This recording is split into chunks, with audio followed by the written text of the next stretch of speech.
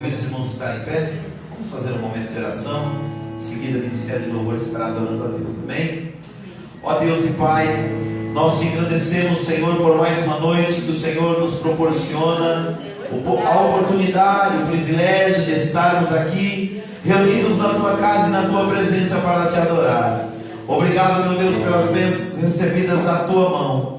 Obrigado, Senhor, pela Tua presença em nossas vidas, no nosso ser. Que o Senhor possa continuar atuando em nosso meio, Pai, curando as feridas espirituais, emocionais e físicas, e trazendo a Tua bênção sobre a vida da Tua igreja aqui presente. Senhor, oramos e apresentamos a Ti também aqueles que vão acompanhar este culto, Pai, através da live. Que aonde quer que estejam, eles sejam tocados pelo Teu Espírito, abençoados, meu Deus querido, pela Tua palavra e transformados pelo Senhor. Recebe nesta noite o louvor e a adoração desta igreja, porque tudo que fazemos aqui, Senhor, é para a honra, é para a glória, é para o louvor do Teu nome. Assim nós oramos, ó Pai, te pedindo e te agradecendo, no nome de Jesus. Amém.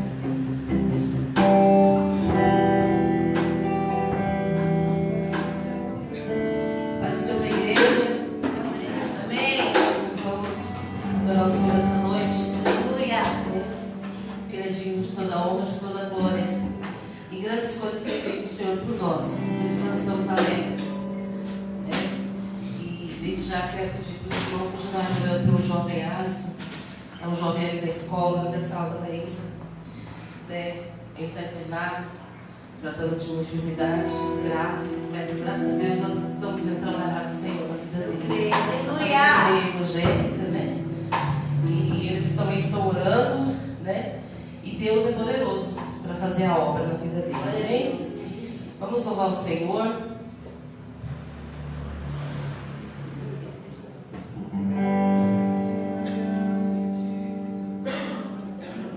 Oh, Espírito.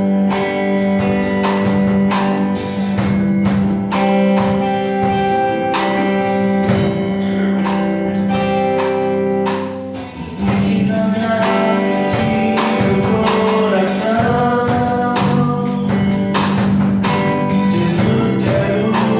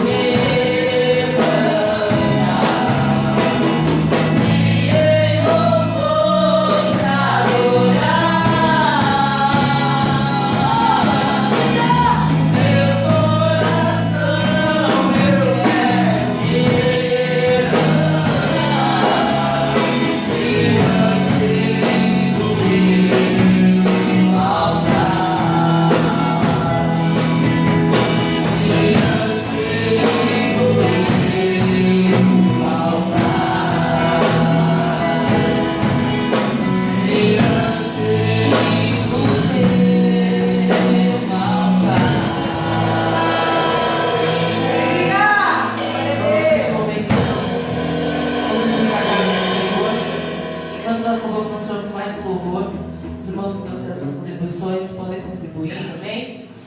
E desde já nós agradecemos muito as contribuições dos nossos irmãos, né? Que têm contribuído tão generosamente com a casa do Senhor. Que Deus continue abrindo as portas e abençoando e derramando as suas bênçãos sobre cada um de vocês, amém? Vamos louvar o Senhor mais um louvor.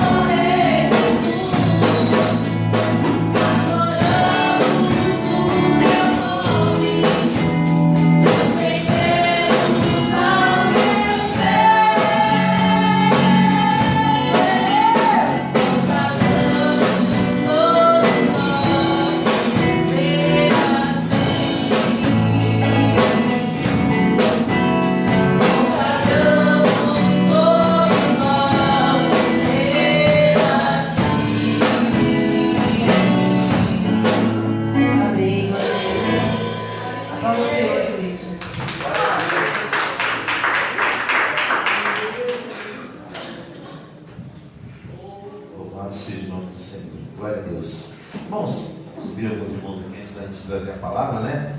Nosso irmão Francisco vem cá trazer uma saudação. Depois nossa irmã Silvana, se quiser louvar a Deus com o hino. Amém? Glória a Jesus.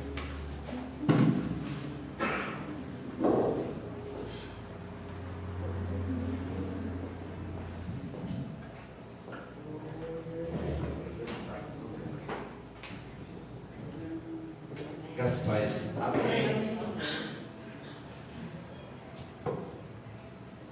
Aqui em João 10, tem um texto aqui que eu gostaria de compartilhar.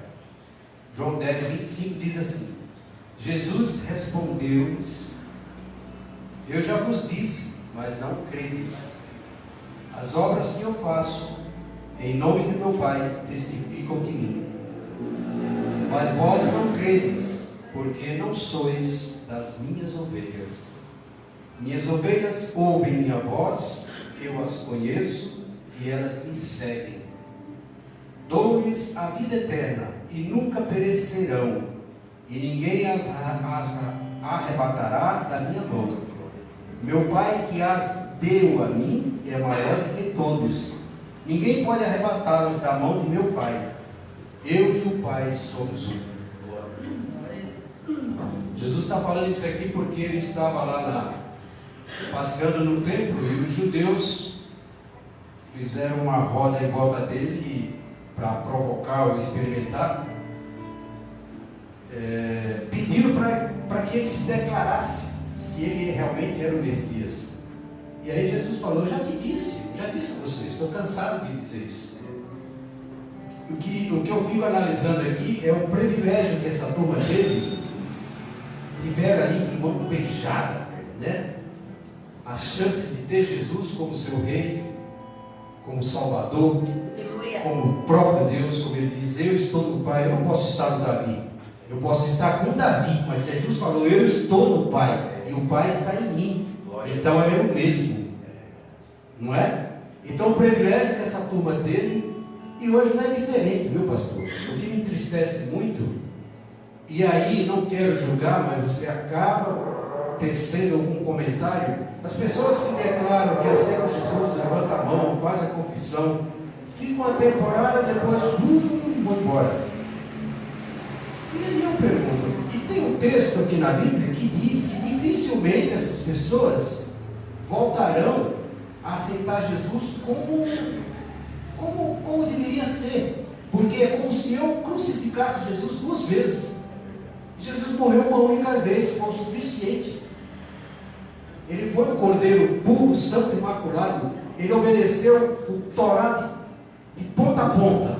Ninguém conseguiu fazer isso, só Jesus Cristo. Então o preço foi muito bem pago. Então, em resumo, essas pessoas tiveram toda a oportunidade. Essa oportunidade é dada a cada dia.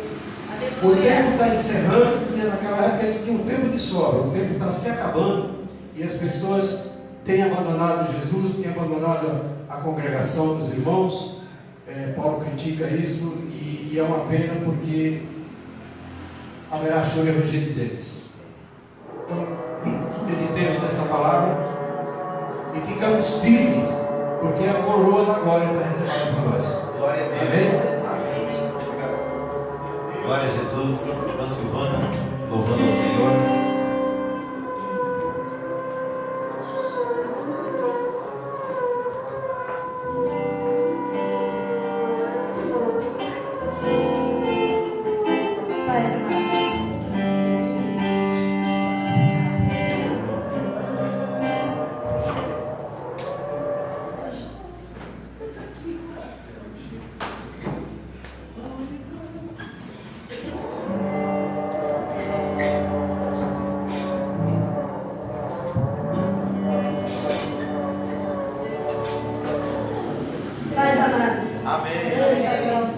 Este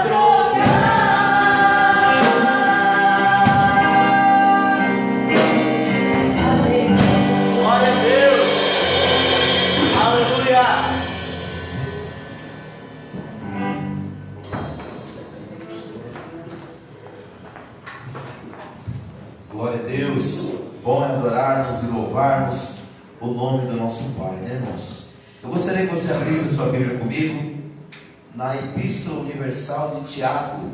Glória a Deus. Eu estava meditando nesta epístola e eu estava vendo como o Evangelho é uma mensagem atual. Esses dias alguém criou uma polêmica danada aí, falando que a Bíblia tinha que ser o quê? Atualizada. Mas quando eu dou uma lida nesses textos assim, eu percebo que a mensagem de Deus ela já é atual, né? Glória a Deus. A Epístola Universal de Tiago, eu vou ler apenas o versículo 1 do capítulo 1. Depois nós vamos, mantenha a sua Bíblia aberta, que nós vamos ler alguns outros versículos, alguns outros conselhos de Deus para nós, dentro desta Epístola Universal. Para quem não sabe, esse Tiago aqui, segundo os estudiosos, ele era irmão do Senhor Jesus. E ele e também o escritor da carta de Judas, né? Epístola Universal de Judas, também era irmão carnal de Jesus. Mas são pessoas assim que, devido a ter só se convertido depois que Jesus ressuscitou, eles chegam ao ponto de não expressar isso nos seus escritos. A prova disso é que em Tiago capítulo 1, versículo 1, está escrito assim, ó: Tiago, servo de Deus e do Senhor Jesus Cristo, as 12 tribos que andam dispersas, saúde. E aí ele começa a dar os seus conselhos. E por que ele não se identifica como irmão de Jesus Cristo, irmão de sangue, né? Justamente por causa disso. Segundo alguns estudiosos da Bíblia, eles se consideravam indignos, porque durante o período que Jesus esteve com eles em carne, operando seus milagres, eles duvidavam dele.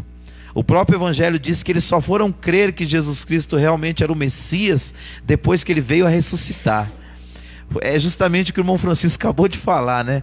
Que privilégio você tem de ter convivido com Jesus dentro da sua casa durante toda a sua vida, e mesmo vendo, porque tudo bem, enquanto ele era o carpinteiro, né? Que ele viveu essa fase até 30 anos de idade, poderia ser que a dúvida estivesse ali presente, mas depois que ele desce até o Rio Jordão, João vai e o batiza, o Espírito Santo desce sobre ele na forma corpórea de uma pomba, e ele começa a operar milagres. É o que o próprio Jesus falava: se vocês não querem crer pelas palavras que eu falo, creiam pelo menos pelos sinais e pelos milagres que eu opero, porque eles testificam que eu vim do Pai. E mesmo assim, a Bíblia fala que os seus irmãos só creram nele de verdade quando o viram ressurreto. Aí, né, também teria que ser muita incredulidade, né? Porque viram ele morrer, viram ele ser sepultado, viram ele ficar 3 dias lá no sepulcro e depois viram ele ressurreto. Aí eles passaram a crer nele. Aí houve uma conversão familiar. E Tiago, irmãos, ele viveu numa época difícil, porque logo após Jesus ter ressuscitado, ter ficado 40 dias com seus discípulos e voltado para o Pai, a igreja se reuniu ali em Jerusalém e começou a se fortalecer e crescer. E os estudiosos contam que pelo menos durante 30 anos eles não saíram ali das cercanias de Jerusalém, mesmo tendo uma ordem de Jesus que era para ir por todo mundo e pregar o evangelho para toda criatura. Mas então Deus permitiu que chegasse uma grande perseguição da parte dos judeus sobre os discípulos de Jesus ali na cidade de Jerusalém. E ali eles foram dispersos por todo o mundo, mas a Bíblia diz que por onde eles iam anunciando a Jesus Cristo. Está lá em Atos capítulo 8, a partir do versículo 4 e 5, quando eles partiram para Samaria, eles foram, mas Jesus ia com eles, então eles anunciavam Cristo, ia no coração, ia na fé, ia na esperança. E uma vez aqui dispersos, Tiago, que se tornou um daqueles que na igreja primitiva ali estava perto da liderança, estava em cargos de liderança, ele passou a escrever para esses irmãos para confortar o coração deles mediante essas perseguições. E ele começa falando sobre as provações e as tentações. Esse é o primeiro tópico aqui da mensagem dele, quando ele diz assim: meus irmãos, tende grande alegria quando cairdes em tentações, sabendo sabendo que a prova da vossa fé opera a paciência. Aqui a tradução mais correta não seriam tentações, seriam provações. Inclusive as versões mais novas trazem essa definição. Ele diz que quando nós somos provados servindo a Deus, nós não deveríamos ficar desesperados, mas nós deveríamos o quê? Nos alegrarmos, porque estamos padecendo por amor a Cristo.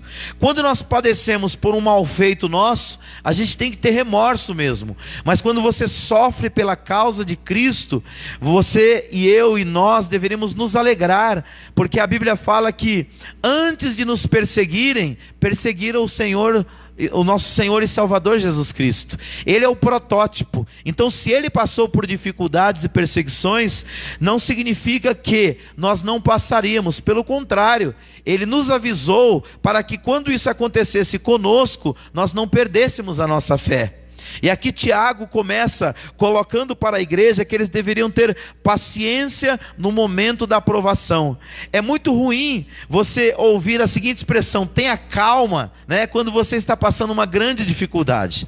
Mas é a calma e a tranquilidade que vai nos ajudar na hora da provação, da tribulação, a tomar as melhores decisões. A hora da tribulação é justamente isso: a cabeça esquenta, fique tranquilo, o Senhor está contigo. E além disso, ele pede para que nesse momento a gente solicite para Deus duas coisas. Primeiro, fé. Segundo, sabedoria. Toda vez que nós estamos passando por momentos de grandes provações e tribulação, essa tríade de Deus tem que estar junto: paciência, fé e sabedoria. Paciência por quê? Para nós acalmarmos a nossa alma, para nós termos uma convicção que o Senhor está pelejando pela nossa causa e Ele não nos desamparou. Sabedoria para quê? Para que a gente não enfie o pé pelas mãos e depois se arrependa. Porque a maioria das loucuras que nós fizemos na vida foi em momentos de grande impaciência, de grande nervosismo, mas aí já foi. Eu me recordo que um irmão da minha mãe, um tio meu, hoje ele mora no Guarapiranga, ele morou do lado da nossa casa durante muitos anos. Ele comprou uma propriedade ali, depois da senhora, né, mãe? Assim que minha mãe comprou, o tio comprou ali. E ali ele ficou durante muitos anos. Mas ele, volta e meia, ele viajava para Mato Grosso, porque a esposa dele tinha algumas propriedades lá. E na hora que ele estava muito nervoso, ele costumava tirar umas férias lá em Mato Grosso. E daqui a pouco voltava para sua casa. E ele foi pegando um ranço, né? É a expressão que usa hoje, né? Ele foi pegando um ranço ali do Recanto Santo Antônio. E um dia, num ato assim de nervosismo, com muitas coisas que estavam acontecendo, ele vendeu a propriedade. Vendeu, colocou a mudança dentro de um caminhão e mudou para Mato Grosso. Ele conta para nós depois, graças a Deus, Deus abriu as portas para ele se restabeleceu aqui em São Paulo. Mas quando ele esfriou a cabeça, que ele acalmou, ele conta que, no meio da viagem para Mato Grosso, que se ele não tivesse vendido a propriedade, ele pediria para o motorista dar meia volta e vai voltar para casa. Só que dessa vez não dava mais, dessa vez já tinha vendido. Então, quando a Bíblia fala para a gente ter paciência na hora da tribulação, na hora da perseguição, na hora da luta, é porque com a cabeça quente a gente pode fazer besteira. Então, na hora da provação, aqui o primeiro conselho, ele diz: sejam pacientes. Depois ele diz assim, tende fé. Fé por quê? Fé, como está lá em Hebreus capítulo 11, versículo de número 1, está escrito que a fé é o firme fundamento das coisas que se espera e a prova daquilo que você ainda não viu. Ou seja, quando você está numa luta, numa tribulação, você pela fé precisa visualizar do outro lado. Você precisa enxergar do outro lado que o Senhor está trabalhando por você, com você e em você, para que você saia do outro lado. Porque se a gente não tiver fé, a gente pode desistir de algo, desistir de tudo, e alguns desistem até da própria vida, no momento de grande tribulação, a ponto de tirar a sua própria vida. E terceiro, ele fala para nós termos sabedoria. E ele diz assim, quem não tem, peça para Deus, porque Deus dá. E ele diz assim, ele dá e ele não lança em rosto, mas ele diz assim, peçam, mas não peçam duvidando, peçam com fé. Então assim, nesta noite, Deus coloca no meu coração, para mim transmitir para você que está aqui, para você que nos acompanha por esta live, que no momento da tua tribulação, no momento da tua luta, no momento da tua dificuldade, ouça esses 3 conselhos de Tiago. Primeiro, tenha paciência. Segundo, tenha fé. Terceiro, peça sabedoria para Deus, porque Ele vai te guiar, Ele vai te orientar, Ele vai mostrar para você um caminho a ser seguido.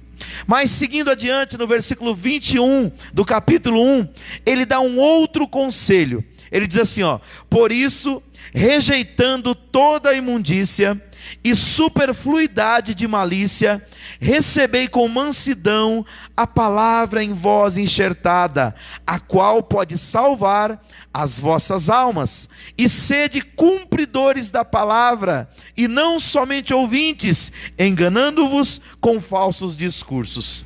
Irmãos, esse homem aqui, ele podia falar disso com muita propriedade, porque ele viveu do lado daquele que era o Messias, e ele viu na época de Jesus, o quanto que Jesus confrontou os falsos ensinadores, os fariseus, os escribas, os saduceus, que a despeito de terem grande conhecimento, eles não viviam aquilo que eles ensinavam.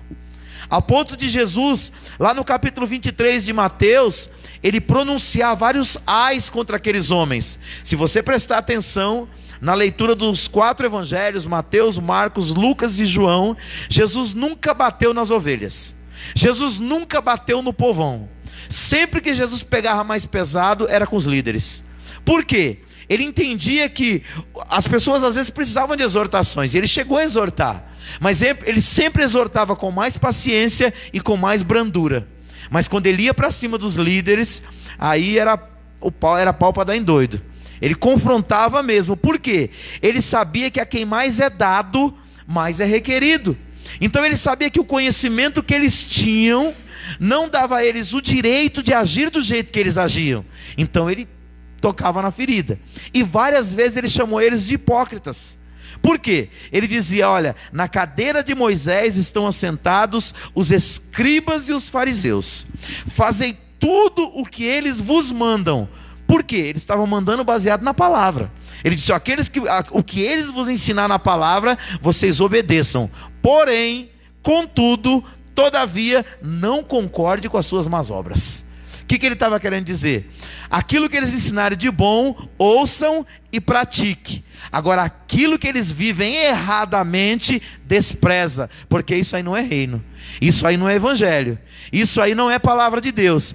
E ele, sabendo disso, Tiago, que conviveu com essa hipocrisia religiosa, com esse verniz religioso muito tempo, ele traz para a igreja do seu tempo, da sua época perseguida, essa palavra: olha gente, rejeite a imundícia, vivam a vida santa, não vivam a vida superficial com Deus, vivam a vida de profundidade. E aí ele mostra como, sabe como? Praticando aquilo que vocês aprenderam do Senhor. Não sejam apenas ouvintes, coloquem em prática os conselhos de Deus. Sabe aquele conselho que eu acabei de dar para vocês? Para ser paciente na tribulação, para pedir sabedoria, para ter fé. Vivam isso e vocês irão experimentar, disse em Tiago, o verdadeiro evangelho, a verdadeira graça, o verdadeiro poder de Deus. Porque, irmãos, o poder de Deus se torna real na nossa vida, não é quando a gente fala dele. Ele é muito bonito nos nossos lábios. E Jeremias, quando Deus entregou a profecia para ele, Deus mostrou para ele uma visão como se fosse um rolo, e falou: olha, come esse rolo e entrega para o povo. Então ele pôs na boca, e ele disse: ó, a palavra do Senhor, quando veio na minha boca, era doce como mel, mas quando eu engoli, era amarga como fel. O que ele estava querendo dizer? Que a palavra pregada, ela é bonita, ela é ela faz muito sentido, mas quando a gente vai colocar em prática, existe um conflito interior. E esse conflito, Paulo falou bem dele, lá no capítulo 7, no capítulo 8 da carta aos Romanos. Ele disse, olha, e ele não estava falando dos outros, ele estava falando dele. Ele falou, olha, eu tenho duas naturezas dentro de mim, de tal maneira que quando quero fazer o bem, eu não faço, e o mal que eu não quero fazer, esse eu faço. Miserável homem que eu sou, quem me livrará do corpo dessa morte? E aí ele responde com a revelação de Deus. Ele diz assim, mas graças a Deus que nos dá a vitória por nosso Senhor e Salvador Jesus Cristo. Ele entende que não era ele, era o Espírito na vida dele que habilitava ele para viver a palavra. Então quando Tiago diz assim, sede cumpridores da palavra, ele está dizendo assim, ó, peçam ajuda para Deus, porque por mais difícil que seja, quando o Espírito Santo está com você, é possível. Deus te ajuda, e a palavra na sua vida não é uma teoria, ela se torna algo prático, e o resultado é perceptível, é visível. E ainda nesse sentimento e nesse pensamento, Paulo escreve Romanos 8, 1 e 2, ele diz assim, portanto agora, nenhuma condenação há para aqueles que estão em Cristo Jesus, que já não anda mais segundo a carne, mas segundo o Espírito. E ele diz o porquê, porque a lei do Espírito e da vida me libertou da lei do pecado e da morte. Então assim, existe uma lei dentro de nós, que é a lei da morte, que é a lei da natureza caída, que vai caminhar com a gente até o último dia antes do arrebatamento. Só nos abandonará no dia que nós formos glorificados, ou quando nós morrermos, e ela fica aí. Mas enquanto estiver vivo tem esse conflito. Mas ele diz o seguinte, ó, o Espírito está aí, e ele tem a lei da vida. A lei da vida é o Evangelho, a lei da vida é a graça, a lei da vida é o Espírito Santo, que está na vida daquele que crê, para que ele possa viver em triunfo, vivendo a palavra de Deus. Aleluia.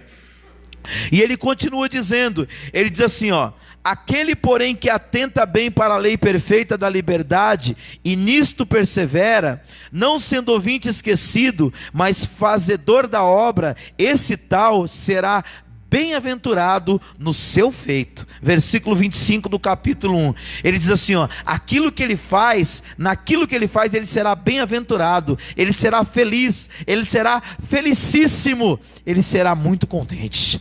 Irmãos, tudo que Deus nos mostra e que nos dá a possibilidade de fazer, é porque Ele sabe que o resultado é o melhor.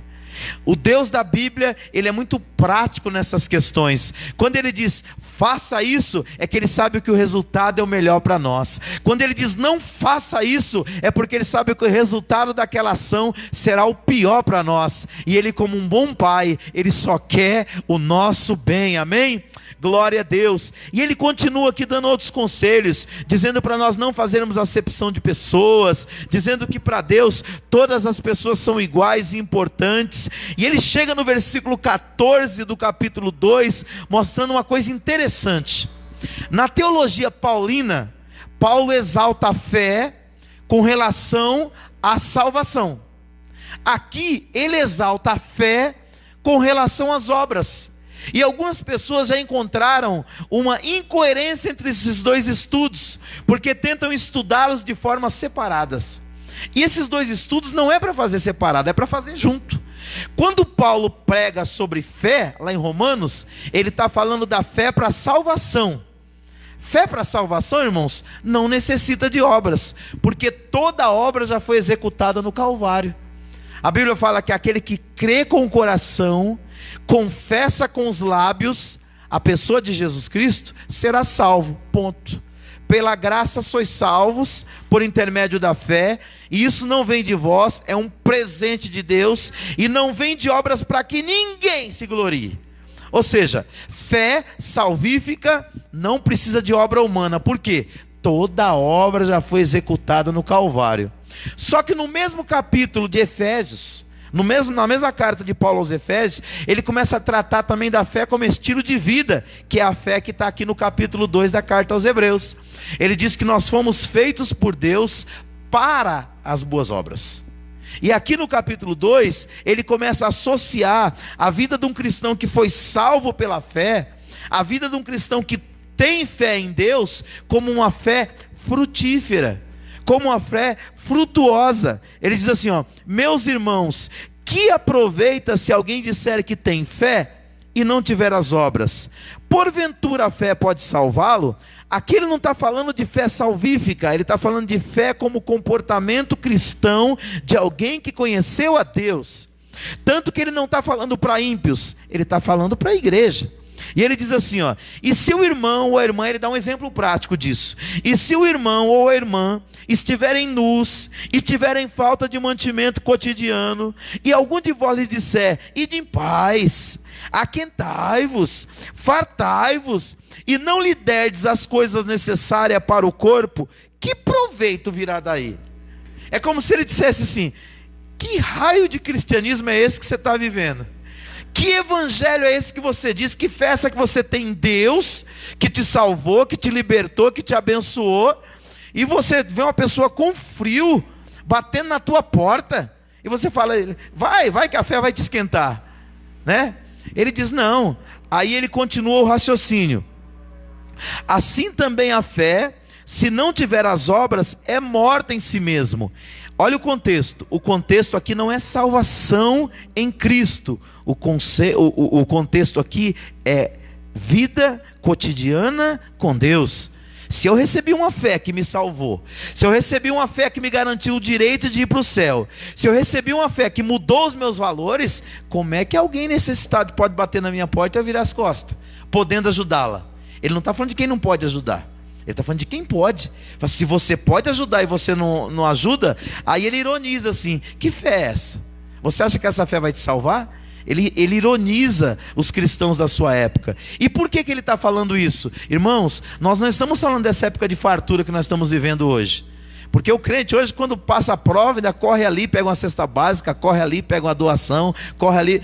Nessa época não, irmãos. Os crentes estavam sendo perseguidos, primeiro pelos judeus, e segundo pelo Império Romano. Muitos deles estavam no meio das sepulturas, dentro das covas, escondidos muitas vezes nas catatumbas, para tentar sobreviver. Não era nem para viver, era para tentar sobreviver. E aí ele disse: você, irmão, que tem condição, vai serrar a mão e não vai ajudar o seu próximo? Que fé é essa? Que evangelho é esse que você recebeu? Então ele começa a mostrar para nós, irmãos, a atualidade desses ensinamentos para a nossa época. Um dia desse eu ouvi um pastor pregando e ele dizia assim, que hoje quando se fala de rico, né, a gente fica pensando em quem mora no Morumbi, de quem mora nos jardins. Irmãos, na época de Jesus, existia duas gamas de povo, de pessoas. Uma bem pobre e miserável, que as casas eram praticamente barracas. Sabe o povo que hoje mora na rua? As multidões viviam daquele jeito. Aquela era a realidade da maioria. E a outra maioria, irmão, sabe como é que vivia? Como nós vivemos. Numa casa já mais bem confortável, tinha água potável, tinha uma boa roupa, fazia 3, 4 refeições por dia. E sabe o que ele disse, irmão? Se nós formos contextualizar aquela época que Jesus ensinou com a época de hoje, os ricos somos nós. Porque a gente tem praticamente de tudo, irmãos. Nós não somos ricos com relação aos milionários que moram no Brasil, mas nós vivemos uma vida muito abençoada. E se nós olharmos ao nosso redor, tem um censo aí que diz que em São Paulo tem 35 mil pessoas morando na rua. Eu não acho que é só 35 mil. Eu acho que é muito mais. Só que se você olhar, tem uns que não estão morando na rua, mas estão morando em alguns barracos, irmãos, que é quase como se fosse na rua. Então, pensa na nossa realidade. Nós somos um povo muito abençoado por Deus. Nós somos muito abençoados por Deus. Só que existe um pensamento consumista que entrou no mundo e que vem sendo trabalhado muitas vezes até nos púlpitos das igrejas, que nós nunca temos o suficiente. E por nós acharmos que nós nunca temos o suficiente, nós achamos que nunca dá para ajudar. Irmãos, é tempo de nós levantarmos a nossa cabeça e pensar: nós temos sido muito abençoados por Deus. E um dia todos nós estaremos perante o Senhor, irmãos. Todos nós estaremos perante o Senhor e nós veremos que havia muito mais que nós poderíamos fazer pelas pessoas. É tempo de nós despertarmos para essa realidade. E aqui ele continua falando depois, quando ele chega no capítulo de número 3, sobre um pequeno membro que nós temos, que é a língua. E ele diz assim: olha, eu estou com medo, porque esse pequeno membro que nós temos, e ele se inclui no meio, ele pode ser inflamado pelo inferno. E ele diz uma coisa aqui que é muito interessante. Ele diz assim: com ela louvamos a Deus, e com ela amaldiçoamos aqueles que Deus fez, né? Então aqui também é evangelho na prática, ensino para os dias de hoje. Quanto mais eu vivo, irmãos, mais eu fico assustado com algumas coisas. Eu tenho conversado com alguns dos meus alunos lá, e eu pergunto para eles: será que você tem coragem de falar isso quando você está na frente do seu pai e da sua mãe? A maioria diz que não, mas alguns dizem que as mesmas palavras que eles falam ali, eles falam dentro do lar, porque o pai e a mãe falam também. Então eu fico pensando, como a nossa boca ela pode ser uma fonte de bênção, e como ela pode ser uma fonte do mal. Como ela pode ser uma fonte para curar, e como ela pode ser uma fonte para adoecer. E por que eu trago essa reflexão nesta noite? É porque Deus quer usar a nossa boca, irmãos, para abençoar. Muitas das vezes nós não temos nada que nós possamos fazer por alguém, mas eu tenho certeza que uma palavra que sair dos nossos lábios, ela pode mudar a realidade de alguém. Outro dia eu peguei um aluno trabalhoso em sala de aula, chamei ele, e eu falei: eu vou impactar ele agora. Eu olhei no olho dele, ele esperando que eu desse uma baita de uma bronca nele, e eu falei: rapaz, você é um dos meninos mais inteligentes dessa sala. Quase que ele cai de costa. Ele foi: eu, professor? Eu falei: é você. Você. E vou dizer mais: se você canalizar essa inteligência que você tem para o bem, amanhã você pode ser quem você quiser. Um doutor, um professor, um advogado. Sabe quando você choca a pessoa? Irmãos, nós temos essa capacidade para o bem, mas nós também temos essa capacidade para o mal. E quando às vezes a gente menos imagina, nós já estamos usando os nossos lábios para isso.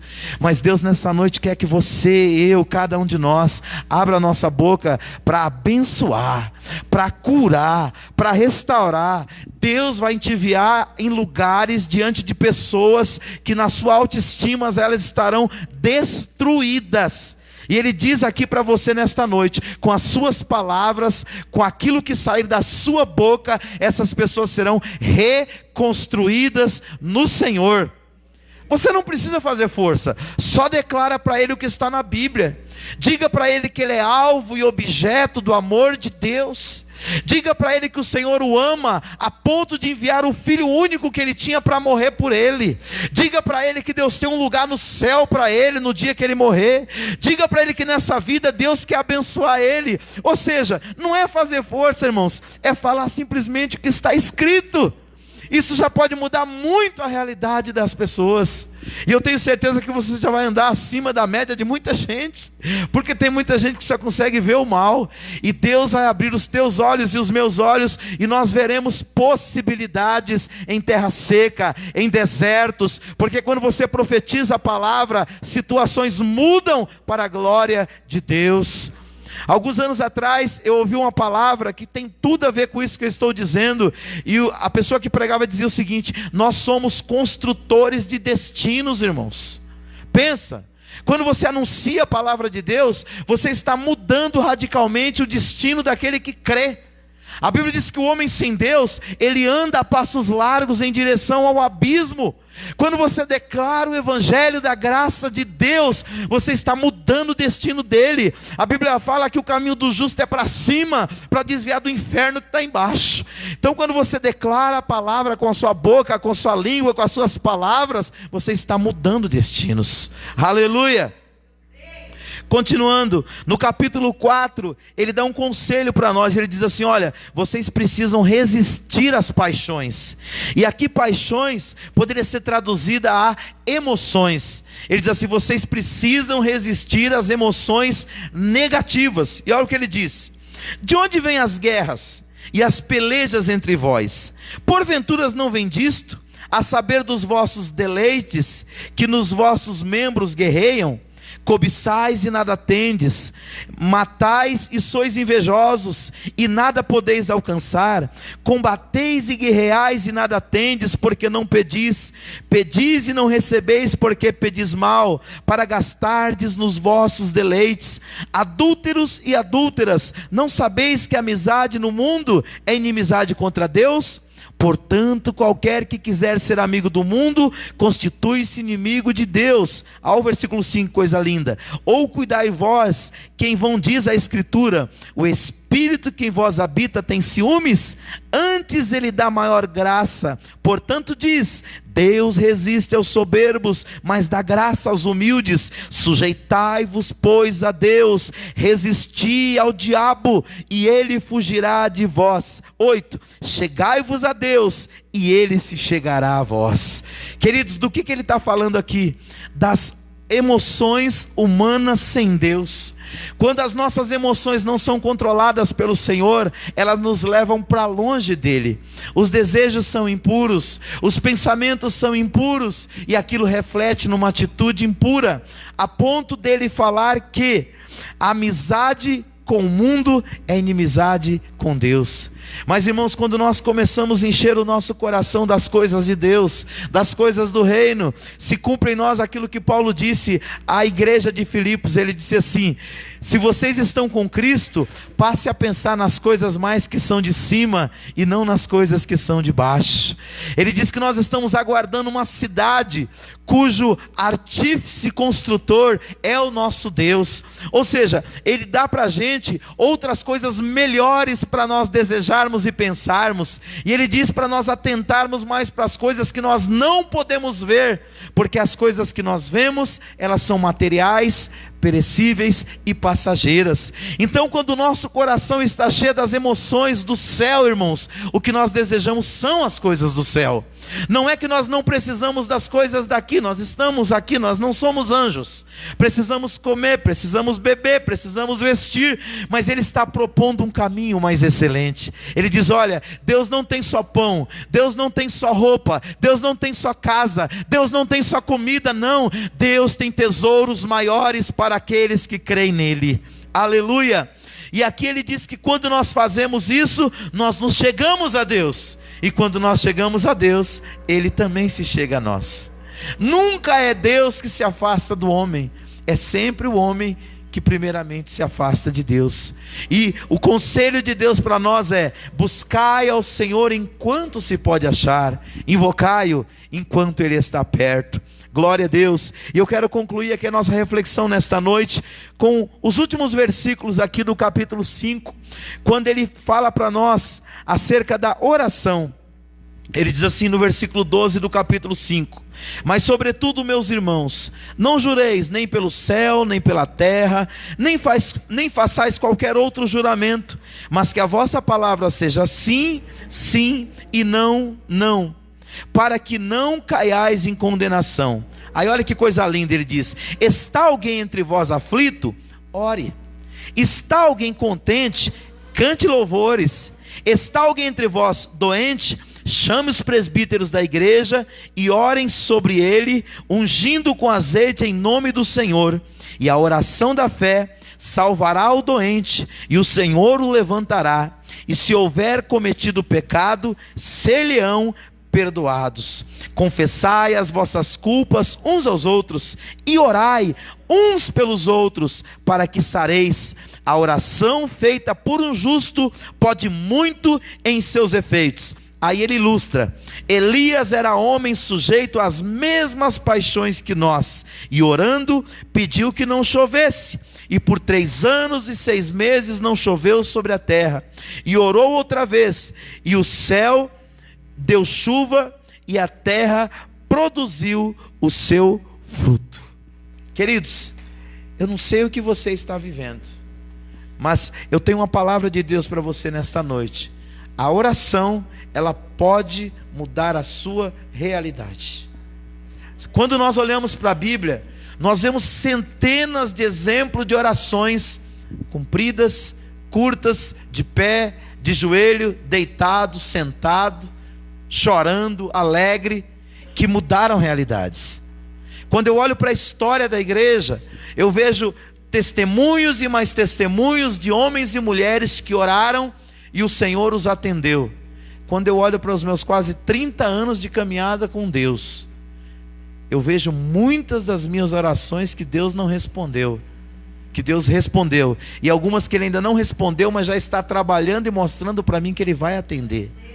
Então nessa noite eu quero te convidar a estar em pé, e nessa hora nós vamos orar. Eu não sei o que é que está incomodando a tua alma nesta noite, mas eu vou dizer para você o que Pedro disse na sua carta: lançando sobre ele toda a vossa ansiedade, porque ele tem cuidado de vós. Aqui ele deu um exemplo de Elias, irmãos. Elias era um homem como nós, ser humano como a gente, e ele orou e Deus cerrou o céu. Ele orou de novo e Deus descortinou o céu e mandou chuva. Ué, se Deus atende Elias, por que Deus não pode atender você? Por que Deus não pode atender a mim? Aliás, vou dizer mais, se você parar para pensar, você vai se lembrar de muitas orações suas que o Senhor já atendeu. Então por que hoje ficar nessa dúvida? Por que hoje ficar com essa perturbação na alma? Não, o Senhor é o mesmo Deus que respondeu as outras orações que você fez, é aquele que pode responder essa, amém? Só que nós oramos segundo dentro da nossa fé, e pedindo para que o Senhor cumpra a vontade dEle. Oramos no nosso tempo e somos atendidos no tempo dEle, mas devemos confiar no Senhor, amém? Nessa oração, como a pastora Denise pediu, nós vamos orar pelo Alisson. Ele é um jovem, 17 anos, os médicos olham e acham que não tem jeito, outros agora já estão com dúvida. Eu sei que Deus pode todas as coisas, e você sabe que aquilo que você necessita, aquilo que te aflige, para Deus, irmãos, não é nada. Para você pode ser algo muito grande, para mim pode ser algo muito grande, mas para Deus não é, e Ele pode mudar esse quadro na minha e na tua vida. Vamos orar? Querido Deus e Pai, no nome de Jesus Cristo, teu Filho amado, Senhor, nós ouvimos aqui os conselhos, ó Pai, escritos pelo teu irmão Tiago, há mais de 2000 anos atrás, Senhor, e ao longo da história da igreja, esses ensinamentos vêm nos inspirando a sermos pessoas de fé, pessoas de paciência, pessoas que vencem com sabedoria suas lutas e suas provações, pessoas que aprendem a valorizar a todos como o Senhor valoriza, sem fazer acepção de pessoas, pessoas de fé salvífica, mas de fé como estilo de vida também, Pai, que estende a mão para aquele que precisa, para aquele que necessita. Senhor, em nome de Jesus, nos ajuda nesta noite, Pai, a crer na tua palavra e colocarmos ela em prática na nossa vida, Senhor. Deus, que toda dúvida, que toda incerteza, Pai, seja descartada por cada um de nós agora. Nós queremos crer na tua palavra, nós queremos crer no teu evangelho, nós queremos crer no teu nome, nós queremos crer no teu poder, Senhor, semelhante a Elias que orou, e o Senhor operou grandes milagres lá em Israel. Nós levantamos as nossas mãos agora e nós oramos, ó Pai, pela vida do Alisson, que está lá naquele hospital, Senhor. Se for da tua vontade, repreenda aquela enfermidade, levanta ele de lá e faça dele, Senhor querido, um grande testemunho do Senhor aqui na terra, Pai. Todavia não seja feita a nossa, mas a tua vontade, ó Senhor. Nós oramos também pelos nossos parentes, pelos nossos amigos, ó Pai, por aqueles que são parentes dos teus filhos aqui na igreja, que agora estamos clamando por eles, ó Pai, pelas suas necessidades. Tu conheces o que cada um precisa. Em oração nós colocamos a necessidade, seja ela física, seja ela espiritual, seja ela emocional, seja ela ministerial, colocamos perante o Senhor agora, Pai, e te pedimos, em nome de Jesus, atenda ao nosso clamor, atenda a nossa oração, segundo a tua vontade, Pai, segundo o seu eterno propósito, Senhor, e no nome precioso de Jesus, é que nós te pedimos, ó Pai, é que nós te agradecemos, Senhor, crendo na resposta, para a glória do Senhor, amém e amém, graças a Deus. Queridos, nós vamos para o nosso lar, mas com uma convicção: o tempo passa, mas a palavra continua atual. O Deus que falou ainda fala. Basta nós atentarmos, porque Ele falou ao nosso coração nesta noite. Descansa no Senhor, porque Deus está cuidando de você, porque Deus está cuidando dos seus. Amém? Domingo pela manhã nós temos a nossa escola bíblica, às 19h30, e 18h, nosso culto ceia do Senhor. Amém? Vamos cercar a mesa do Senhor e agradecer mais uma vez por tudo que Ele tem feito por nós. Que o grande amor de Deus, nosso Pai, que a maravilhosa graça de Jesus Cristo, seu Filho, e que as doces consolações do querido Espírito Santo esteja com cada um de vós, desde agora e para todos sempre. Todos digam amém. Vamos aplaudir o Senhor.